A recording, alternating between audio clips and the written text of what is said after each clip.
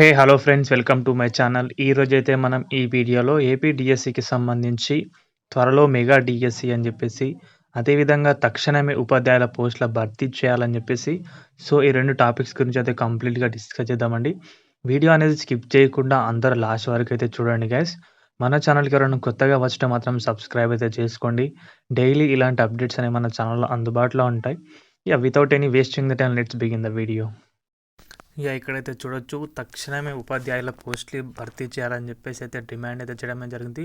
అదేవిధంగా నిరుద్యోగ భృతి ప్రకటించాలి, పరుచూరి రాజేంద్ర డిమాండ్ చేశారు. ఇక్కడ దాని గురించి కంప్లీట్గా డీటెయిల్ చూసి ఉంటే కనుక, నిరుద్యోగ యువతకు ఉపాధి అవకాశాలు కల్పించడంలో కేంద్ర రాష్ట్ర ప్రభుత్వాలు ఘోరంగా విఫలమయ్యాయని ఏఐఎఫ్ రాష్ట్ర అధ్యక్షులు పరుచూరి రాజేంద్ర విమర్శించారు. ఏవైఎఫ్ గుంటూరు జిల్లా 21వ మహాసభ గుంటూరు మల్లయ్యలింగం భవన్ వేములవాడ శ్రీకృష్ణ సమావేశ మందిరంలో జిల్లా అధ్యక్షులు జంగాల చైతన్య అధ్యక్షతన బుధవారం జరిగింది. తొలుత మల్లయ్యలింగం భవన్ గురించి భగత్ సింగ్ విగ్రహం వరకు ప్రదర్శన నిర్వహించి విగ్రహానికి పూలమాలలు వేసి నివాళులర్పించారు. అనంతరం మల్లయ్యలింగం భవన్ వద్ద ఏవైఎఫ్ రాష్ట్ర మాజీ కార్యదర్శి జంగాల అజయ్ కుమార్ వైఎఫ్ పతాకాన్ని ఎగురవేశారు.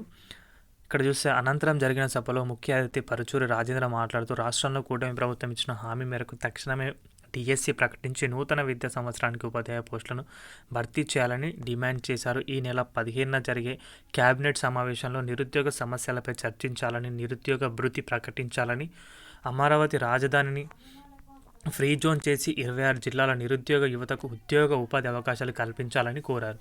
గుంటూరు జిల్లాలో నూతన పరిశ్రమలు ఏర్పాటు చేసి స్థానిక యువతకు 80% ఉద్యోగాలు కల్పించాలన్నారు.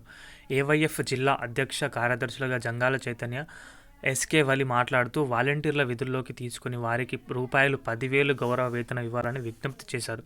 ఈ కార్యక్రమంలో ఏఐఎఫ్ ఎస్ఎఫ్ రాష్ట్ర ప్రధాన కార్యదర్శి బందెల నాసర్జీ, ఏఐవైఎఫ్ రాష్ట్ర ఉపాధ్యక్షుడు షేక్ సుబాని, నాయకులు మహంకాళ సుబ్బారావు తదితరులు అయితే దీంట్లో అయితే పాల్గొనడం అయితే జరిగింది. ఇక్కడైతే వారైతే తొందరగా మెగా డిఎస్సి ప్రకటించాలి, నోటిఫికేషన్ ప్రకటించాలి, అదేవిధంగా నిరుద్యోగ భృతి అనేది ఇవ్వాలని చెప్పేసి కోరడమే జరిగింది. ప్రభుత్వాన్ని డిమాండ్ చేశారు. విద్యాశాఖ మంత్రి గారు నిన్న చేసిన ప్రకటనలో రీసెంట్గా డిఎస్సి గురించి చిన్న స్టేట్మెంట్ అయితే ఇవ్వడమే జరిగింది. దాంట్లో ప్రధాని గురించి పొగుడుతూ, అదేవిధంగా వికసిత్ భారత్ స్ఫూర్తితో స్వర్ణాంధ్ర 2043 నారా లోకేష్ గారు అయితే మాట్లాడారు. ఇక్కడ ఒక స్టేట్మెంట్ అయితే మీరైతే చూడొచ్చు,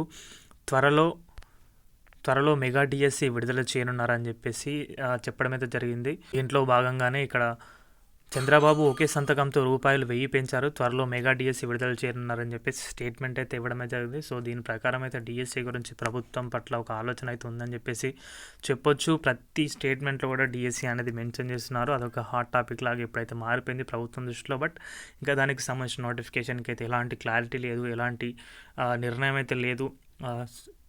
ఎస్సీ వర్గీకరణ అంశం పైన ఇంకా దానిపైన బర్డెన్ అవుతుంది. సో ఇదండి దీనికి సంబంధించిన కంప్లీట్ ఇన్ఫర్మేషన్ అయితే కనుక. వీడియో నచ్చితే వీడియోకి అయితే ఒక లైక్ చేయండి. మన ఛానల్కి ఎవరైనా కొత్తగా వచ్చిన మాత్రం సబ్స్క్రైబ్ అయితే చేసుకోండి. థ్యాంక్స్ ఫర్ వాచింగ్ అందరికీ. బాయ్.